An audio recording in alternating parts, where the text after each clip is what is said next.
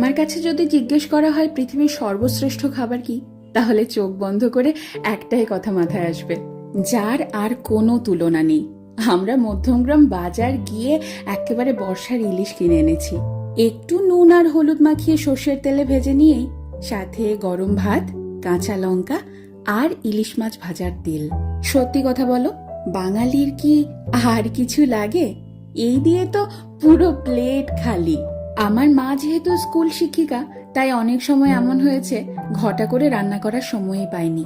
আর সে সময় যদি বাড়িতে ইলিশ মাছ থাকতো, তাহলে এই ইলিশ মাছ ভাজা দিয়ে কত তৃপ্তি করে খেয়ে উঠেছি সবাই। আমার এই বাড়িতে বাবা মা এসেছে, আর সেই তৃপ্তি করে খাওয়ানোর সুযোগটা এবার আমি পেয়েছি। আমার খাদ্য রসিক বাবা গরম গরম ভাত আর ইলিশ মাছ ভাজা নিয়ে বসে পড়েছে। দেখো কত মজা করে খাচ্ছে, দেখেও যেন তৃপ্তি আসছে আমার।